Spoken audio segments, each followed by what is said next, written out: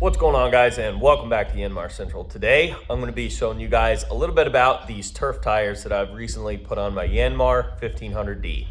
So unfortunately I didn't really get a build video of putting these together, but it was somewhat simple. Mostly it just takes a lot of time and technique, and when I say a lot of time, I mean it took me probably a day.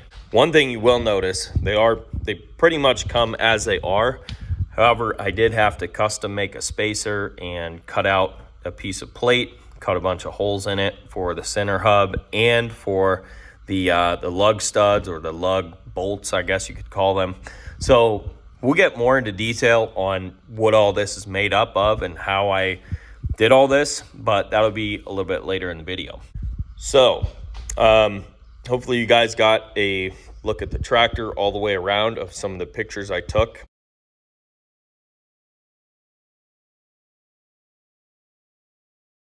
Now, here's the comparison between your stock ag tire versus the turf tire here. So, as you can see, this turf tire is probably 3 to 4 times wider than this stock tire. So obviously that makes for a lot of great flotation, and my yard is always wet, and the problem is I can't stay off of it. I've got truck axles and all kinds of things to pick up and move around all the time.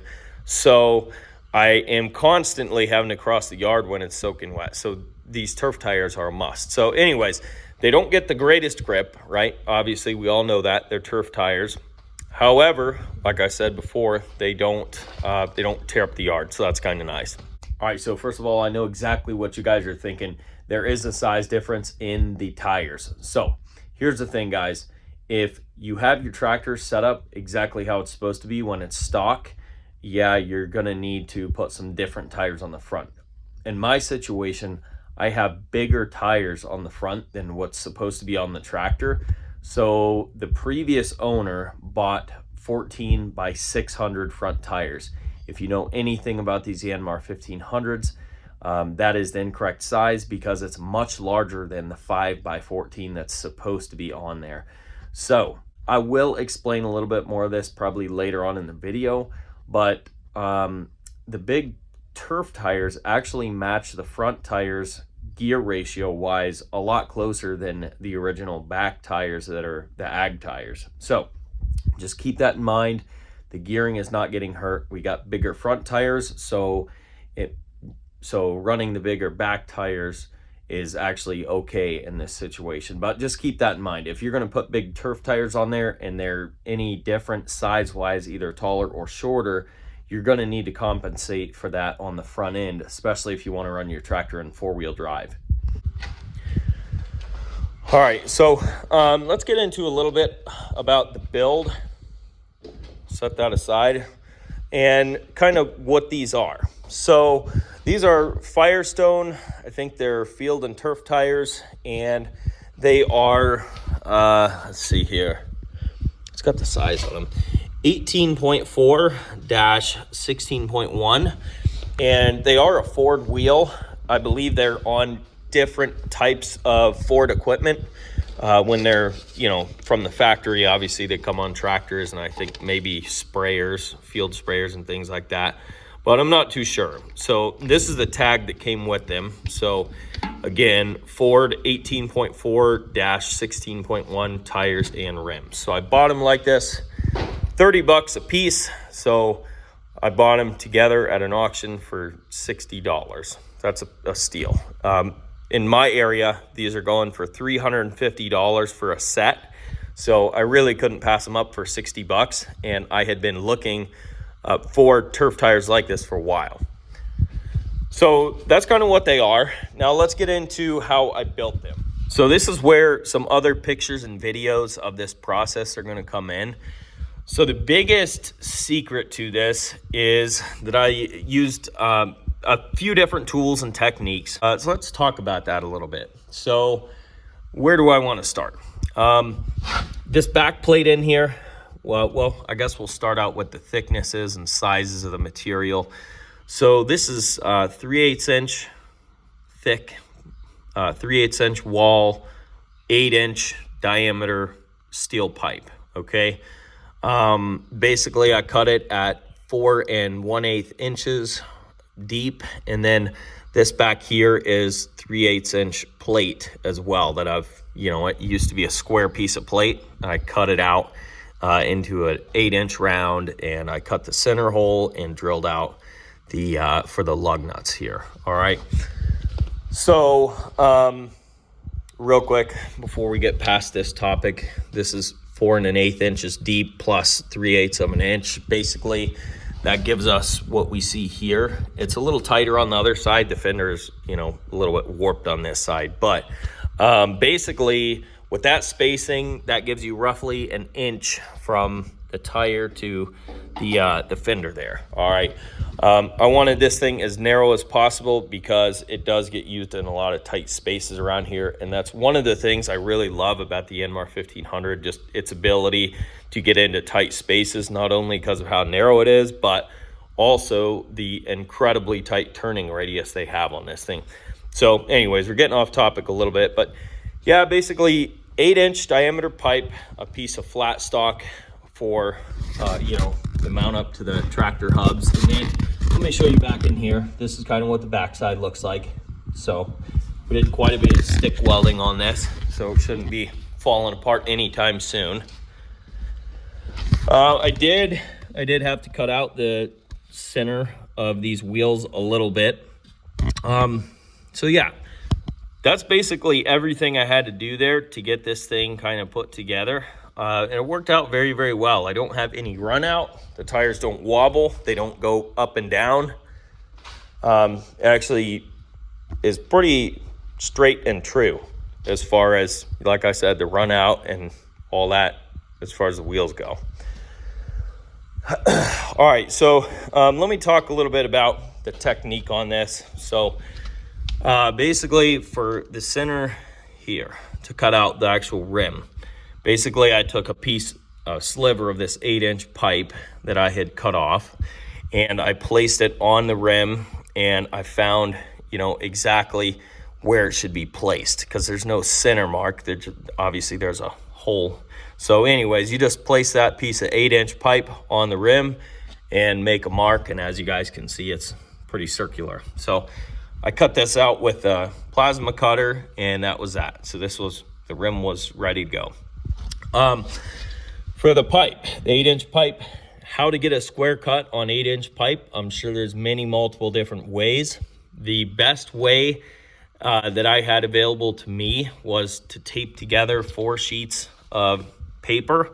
You tape them as squarely as you can. You can kind of set them up against a yardstick while you're taping them together, so that way they're perfectly in a straight line.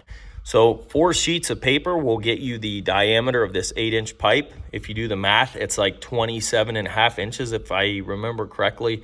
Basically, it's d pi, so the diameter, which is roughly 8 inches, actually a little more than 8 inches on this piece of pipe. Anyways, yeah, 8 times 3.14, which is pi, that gives you your circumference. So back to what I was talking about with the paper. You take that paper, 4 sheets of paper is plenty long to get to that 27-inch mark and then some. You basically wrap it around the entire piece of pipe and tape the ends together squarely, and then you can go around the edge of the paper and mark basically the outside of the pipe.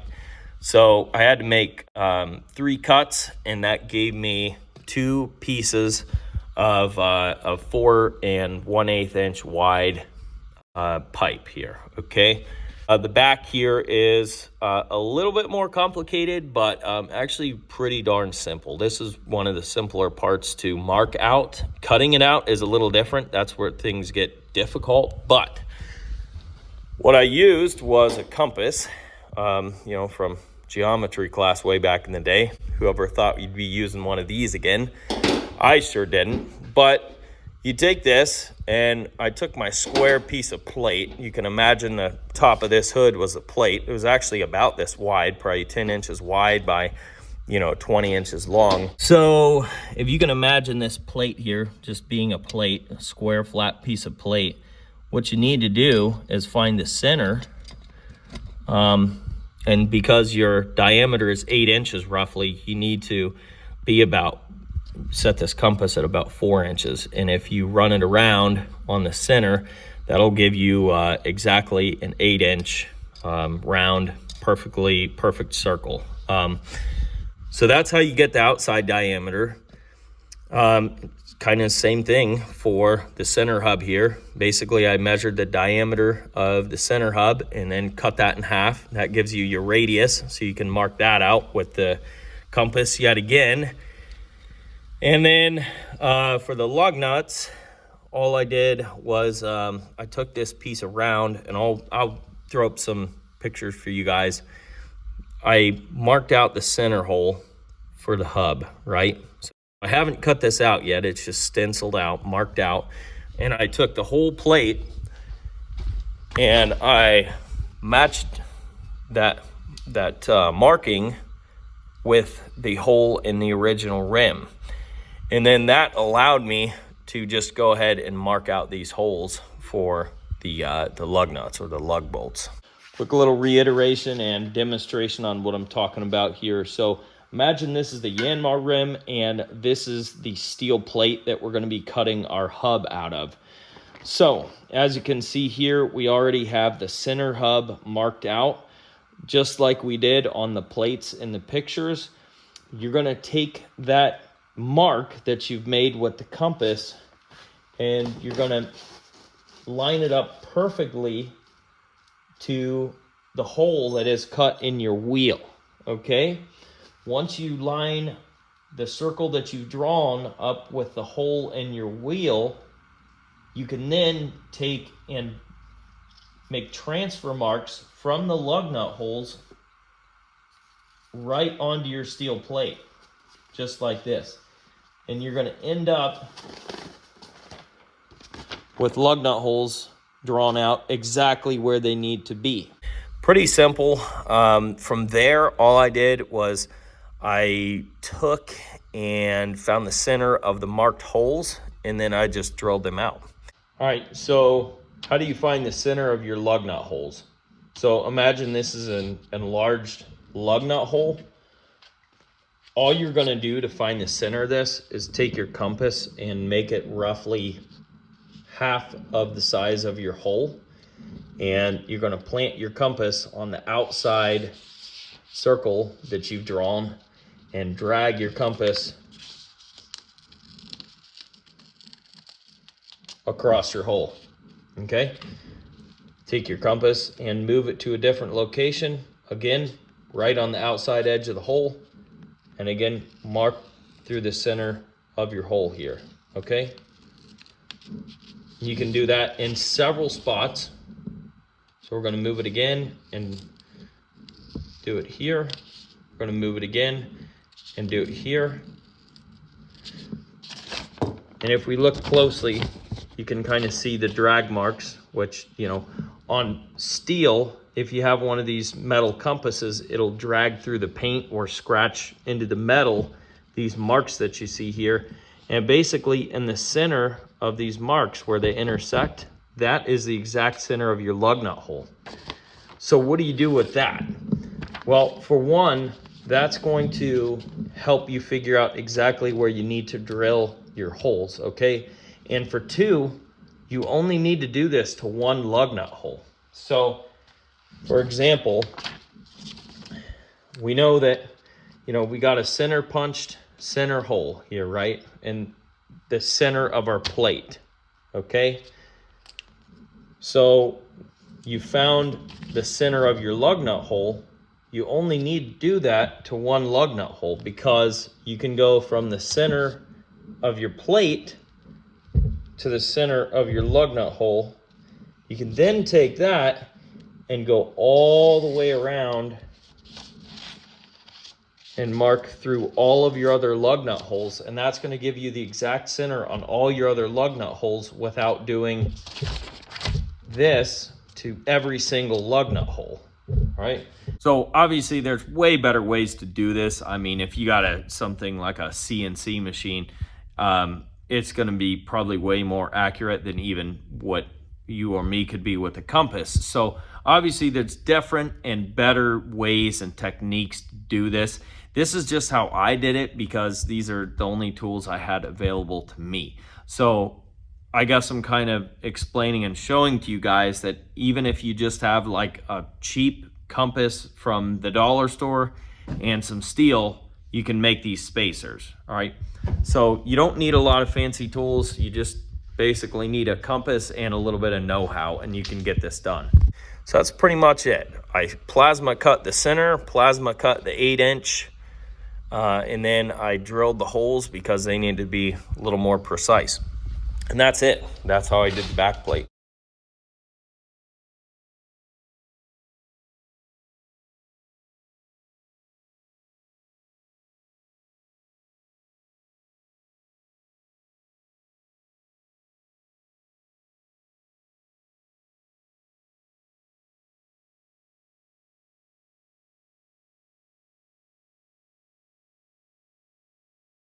All right, guys, so that's going to be it for this one. I hope this video helps you guys out if you're planning on DIYing some turf tires on your tractor. Like I said, it can be very simple and very cheap, and it only took me about a day's worth of time to actually put this together and make it.